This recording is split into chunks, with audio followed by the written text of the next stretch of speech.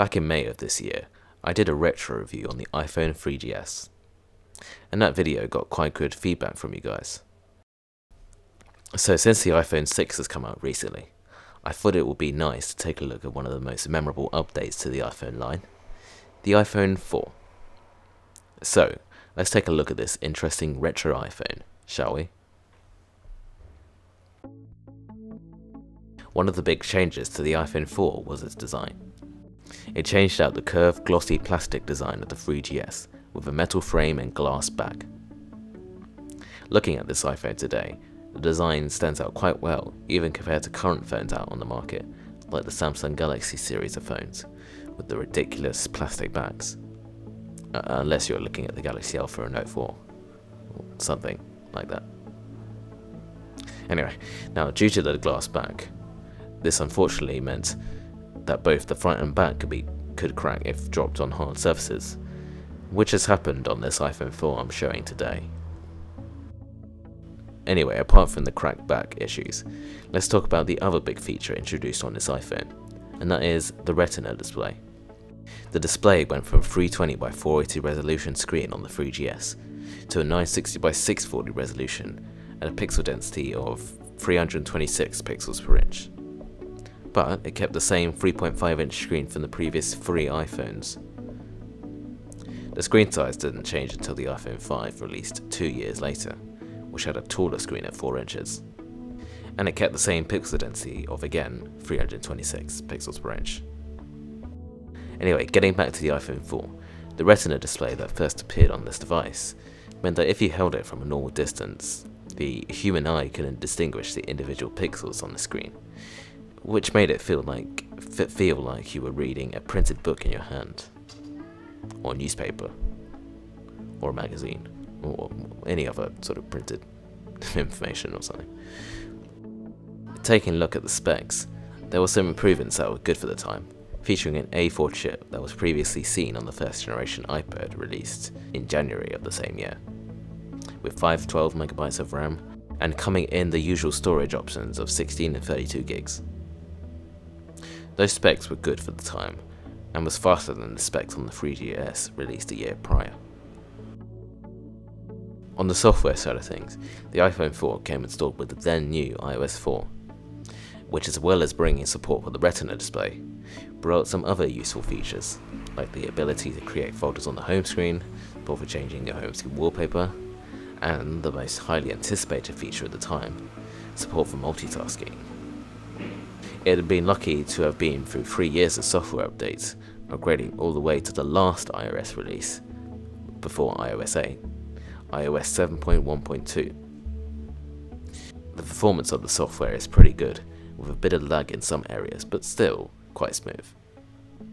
Although in iOS 7.0, the original release, people reported that it ran quite slowly on the iPhone 4, which iOS 7.1.2 fixed those problems. Yay! Another good upgrade to the iPhone 4 was its camera. It replaced the 3-megapixel camera found on the 3GS and replaced it with a 5-megapixel camera on the iPhone 4.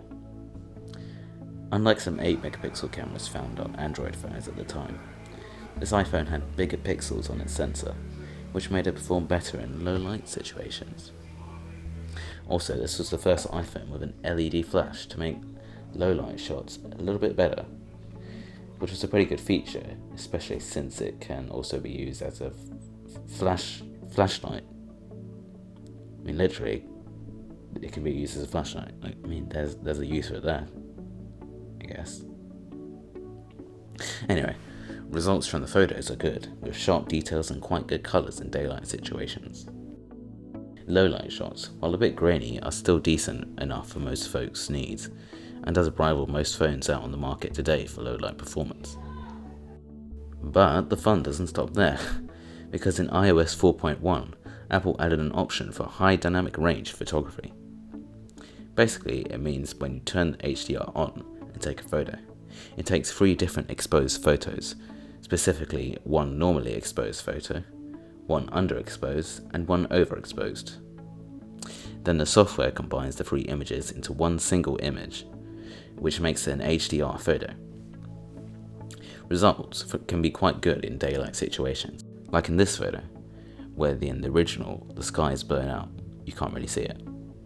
But when you turn HDR on, you can suddenly see the grey sky without underexposing everything else. I mean, it's pretty good.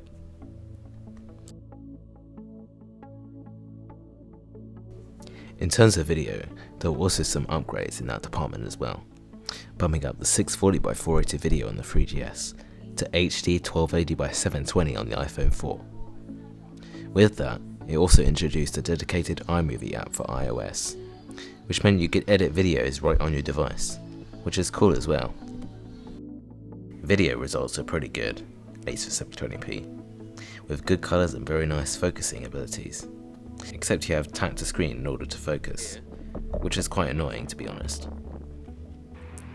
Now, it wasn't the first device to record in 720p, the first being the Samsung Omnia back in 2009, but it did record it decently, with fairly good audio too, even though it was only mono. Wrapping up the camera section, there was another lens on the front of the iPhone, which was mainly there for a special feature introduced on this phone, FaceTime. It's basically video calling, but more streamlined for use on iPhone to iPhone. And now it can be used between Macs, iPods and iPads. It's not the first to do this, but it is the more streamlined way of video calling on phones. Or at least Apple products anyway. So what you're seeing right now is the output, is basically what the other person sees when you are using the iPhone 4 for FaceTime calling and stuff. So using the VGA front-facing camera, but in this interface you can move around the box of the feed that you're seeing on the front-facing camera on the iPhone screen. We have the other person full screen, and you can switch the cameras to the rear-facing camera if you want as well. As you can see, that's the setup we've got going on. And yeah, that's basically kind of what FaceTime will look between two different devices using an iPad at the moment. For the other end, the full screen thing you're seeing on the iPhone. Yeah, well, basically what the iPhone 4 outputs when you're using it for FaceTime. The front-facing camera itself is a bit low, with a 640x480 resolution for stills and videos, but people used it anyway for videos and selfies. Like, literally selfies. I mean, people still probably use this front-facing camera today. I mean, you know. The iPhone 4, as of right now, is a usable phone that some people still use to this very day. With its metal frame design, retina display, 5-megapixel camera, HD video, and FaceTime video calling, the iPhone 4 is a very interesting phone by today's standards. Which is exactly what I said from my iPhone 3GS retro review. I mean, literally. With a very smooth iOS build, a good selection of apps still supported from the App Store, the iPhone 3GS is quite an interesting phone, even by today's standards. But the iPhone 4 wasn't perfect. Similar to the Bendgate issue on the iPhone 6 Plus, the iPhone 4 had an issue named Antenna Gate, which meant if you held the phone at a particular angle, the network strength would go down, which wasn't too good. However, the good thing was that the Retina display first seen on the iPhone was soon available on other product lines from Apple, like the iPod Touch, iPad and the Mac, with the Retina MacBook Pro and the new 5K iMac. I mean, literally there's loads of pixels on that thing.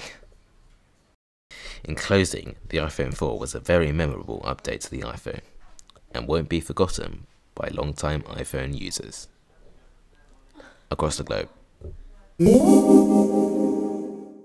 If you liked the video, be sure to give this a thumbs up and subscribe to see more videos from me in the future. You can also follow me on my social networks like Twitter and Instagram for more updates from me in the future. But for now, I hope you enjoyed this video. Thank you for watching. Thank you for subscribing. Welcome new subscribers. And I will see you in my next video. Bye.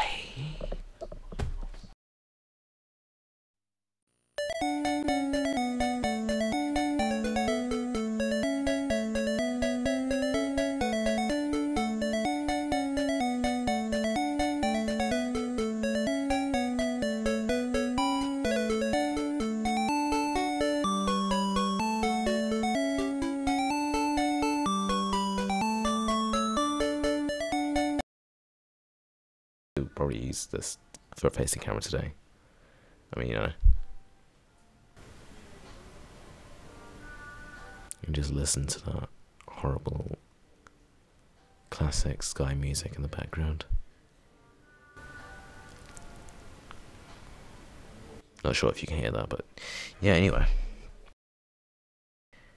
Wrapping up the camera section. Oh wait, I said that already. Yeah, I've got to do the ending. There you go. The iPhone... It's gone into lens. Portrait. The iPhone 4... The iPhone 4... Sorry, a bit too close to the mic. Alright. Here's good. Here's good. Let me stop recording. It's kind of a weird setup. I'm going to take the iPad off. Then stop the recording. Actually, I'll end the call actually. Okay, bye.